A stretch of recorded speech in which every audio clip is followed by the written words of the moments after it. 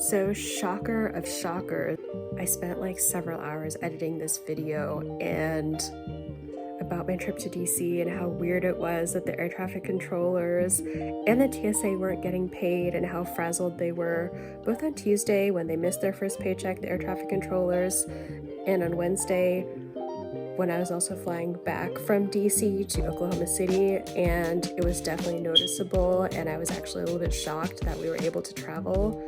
But somehow, I think for some reason, the flight was just like sped up or something, because my flight to DC was a direct flight from Oklahoma City, and it said 3 hours, but in the air it only took 2 hours and 48 minutes. And and there was so much turbulence, I had motion sickness for like 2 or 3 hours after it.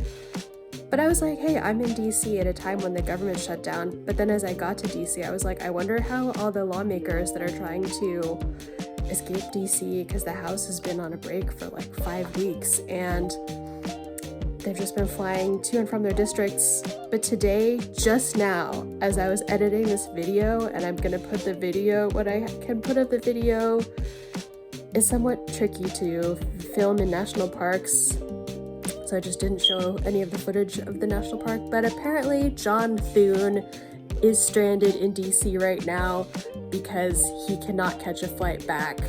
Honestly, based on my 2 days traveling during this government shutdown, you don't want to fly when air traffic control is not getting paid. The other thing I wanted to mention was that I encountered the National Guard in the most scenic parts of Washington, D.C., and the only thing that I found scary was seeing them there looking like they were just having fun there, but it was just like you're walking down the Georgetown waterfront, you're enjoying life. If you're like me, you're from a landlocked place, you're like, oh, I'm close to the water. And then you run into the National Guard, and they're just standing there, and there's like no one else there, and it's just like you and the National Guard. Same thing at the National Mall. I was walking to the Vietnam Veterans Memorial. Obviously, I saw the National Guard. If I was the National Guard, I would want to work at that one because it's like relevant to me. Like, I could totally imagine the National Guard being at the Vietnam Veterans Memorial. It's a good memorial. It's a fun place to be. The National Mall is amazing. The people I talked to, I didn't talk to anyone that really wanted the National Guard to be there, so to summarize my experience in Washington, D.C., it was great to be there for the 1 hour session. I have no idea how air traffic control and TSA were able to do everything just like normal, just a little added stress of like, how is this even possible? And like, why aren't these people getting paid? But like, incredibly, everything went well. And like, I saw the National Guard. I was kind to the National Guard. I thanked them for their service because they're the National Guard. But it was still weird. So if I had to summarize my trip to DC during government shutdown, where like not only the air traffic control and the TSA aren't getting paid, but then like half the city has either been fired or in furlough, I was just like in a bizarro world. Like, I lived in Washington, D.C. for almost a decade, but I had never seen it the way that it was yesterday. Like, I arrived in Tuesday, I arrived in U Street. It was completely dead there. U Street's usually really exciting. But there was one guy drinking at the bar. I was like, I wonder if that guy's been fired by the federal government. It was just incredibly surreal. But in case you're wondering, I did have a lot of fun. My hotel was near the Watergate Hotel, which, in case you don't remember, is where Richard Nixon was spying on the Democratic National Committee because he wanted to get reelected. That was part of the reason he resigned. And now the people that caused the government to shut down cannot fly out of Washington, D.C. But I was able to fly in and out of Washington, D.C. with no problems despite everything happening in the world. We work way too hard as a society. Anyway, enjoy my video. I will be the moderator of a panel at the National Academies meeting that they're having next week about ways to fund science. And the way I'm thinking about it is the government is defunding all the science. So where are we going to get the money?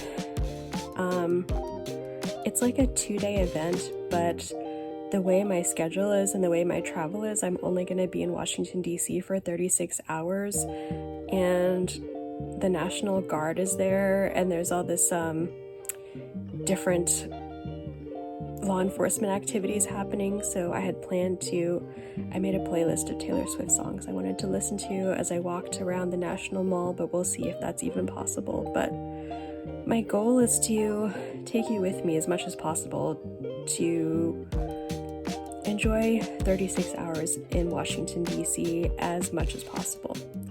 This was my No King's Day sign that I made, by the way. Did you know that yellow jackets are attracted to bright colors? And so when I walked onto Oklahoma City Hall with my sign, and I also had a pair of orange shorts, this yellow jacket like immediately landed on me. But then luckily my friend killed it, so I did not get stung by a yellow jacket, but that was an unfun experience.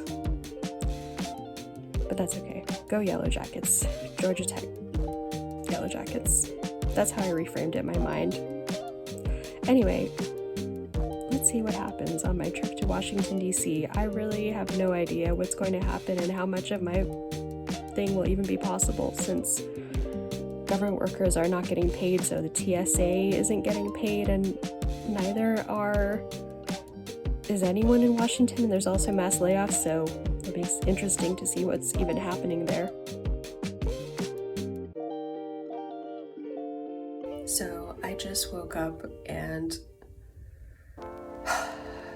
I need to drink some coffee. I had a good idea to order cookies from Ginger Snap Jess Cookies, who is a fired-fed from the NIH that now has a bakery, and I already tried this cookie and it's really good, and I'm gonna have some with coffee. I got hazelnut cookie that has Nutella and hazelnuts and espresso, and also peanut butter cup cookies that have peanut butter cups in them.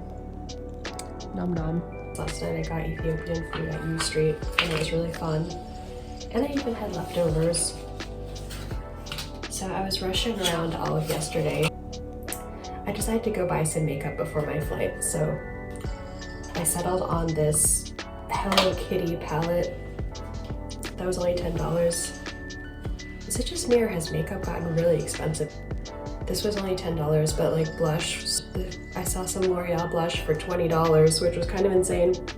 And then I woke up this morning and I checked how much my healthcare premiums are going up. $200 per month, thanks to the government shutdown. If there's no deal to reduce that, which actually like is fine for me, but I wonder how others are adjusting. But anyway, I couldn't find any blush, so I have these different colors. Do you think I can make a blush out of this? This is the final look.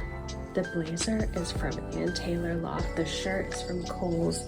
The pants are from Ann Taylor Loft. The shoes are Crocs. It's not the most formal outfit, but it's definitely the most comfortable, and that's what's most important. Now it's time to walk to the National Academies.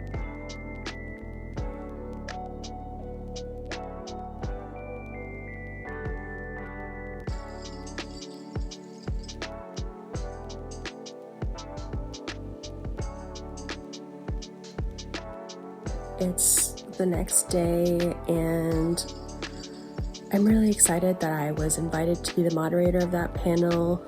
Being a moderator is a hard job because honestly, we could have had the session go on and on for like a good 2 hours. But thanks for coming along with me to Washington, D.C., and I hope you'll have time to visit it sometime soon as well, because it's a really fun city.